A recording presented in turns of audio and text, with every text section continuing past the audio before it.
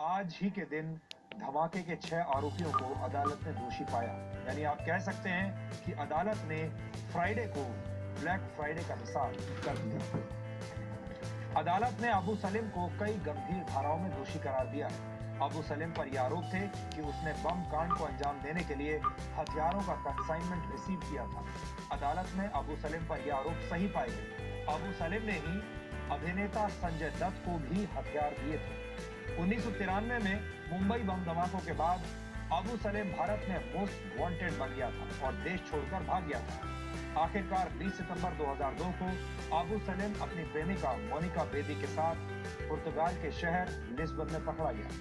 फरवरी 2004 में जब पुर्तगाल ने अबू सलीम को भारत में डिपोर्ट करने की मंजूरी दी तो एक शर्त भी लगाई थी और वो शर्त ये थी कि उसे फांसी की सजा नहीं दी जा सकती। और डीएनए के अंत में आपके लिए काम की बात।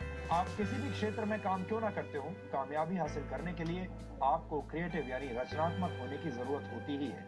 क्रिएटिविटी की बदौलत आप कई ऐसे विचारों को जन्म दे सकते हैं जो आपकी सफलता का रास्ता आसान कर देते हैं। इस बार डीएससी शो में आपको ये पता चलेगा कि कैसे रचनात्मक होकर आप न सिर्फ दूसरों से आगे निकल सकते हैं बल्कि एक नई सोच देश के सामने रख सकते हैं। इसलिए डॉक्टर सुभाष चंद्रा से मिलने का दिन और समय नोट कर लीजिए।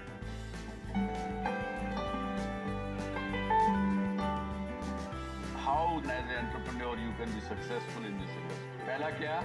Believe in yourself and second, be original.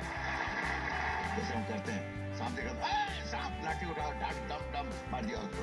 ये कोई नहीं सोचता। अगर सब सांप हमने मार दिया तो इस देश में गावट इतनी बड़ी होगी, half the people in this country will starve. You know why? Tell me why. Because the rats will eat the धान.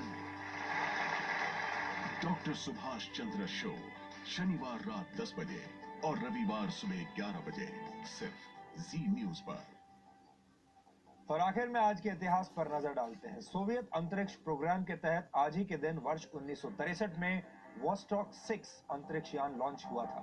इसी के साथ कॉस्मोनॉट वेलेंटिना तेरेश्कोवा अंतरिक्ष में जाने वाली पहली महिला बन गई थी। इस अंतरिक्ष यान पर वेलेंटिना ही अकेली क्रू मेंबर थी। वेलेंटिना को करीब 400 एप्लीकेंट्स में से चुना गया था और कॉस्मोनॉट बनने से पहले वेलेंटिना एक टेक्सटाइल फैक्ट्री में बतौर असेंबली वर्कर काम करती थी। वर्ष 1911 में आज ही के दिन अमेरिकी बिजनेसमैन चार्ल्स रेनलेट फ्लिंट ने कई कंपनीज के विलय के बाद कंप्यूटिंग टेबुलेटिंग रिकॉर्डिंग कंपनी की स्थापना न्यूयॉर्क में की थी। इस कंपनी को आगे चलकर इंटरनेशनल बिजनेस मशीन्स कॉरपोरेशन यानी आईबीएम के नाम से जाना जाने लगा। यहाँ आपको बता दें कि आईबीएम कंपनी ने जो सामान देकर हमारी जिंदगी आसान बनाई है उनमें ATM, floppy disk, electronic typewriters, hard disk drive और मैग्नेटिक स्ट्राइप कार्ड जैसे प्रोडक्ट्स शामिल हैं।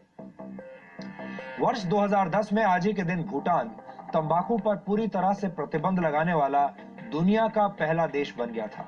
भूटान की संसद ने टोबैको कंट्रोल एक्ट को लागू करते हुए तंबाकू की खेती, उत्पादन और बिक्री पर पूरी तरह से रोक लगा दी थी। वर्ष 1920 में आज ही के दिन मशहूर गायक, संगीतकार और फिल्म निर्माता हेमंत कुमार का जन्म वाराणसी में हुआ था।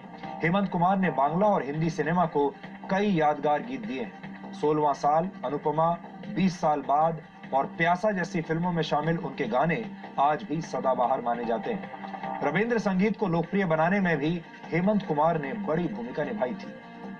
वर्ष 2015 में आज ही के दिन जाने माने भारतीय आर्किटेक्ट और अर्बन प्लानर चार्ल्स कोरिया का निधन हुआ था।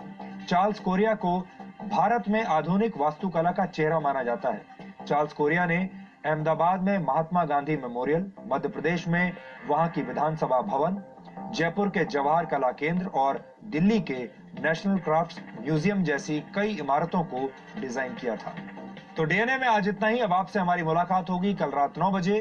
कल हम आपको पूरे हफ्ते के बेहतरीन डीएनए टेस्ट दिखाएंगे। तब तक आप खुश रहिए, सुरक्षित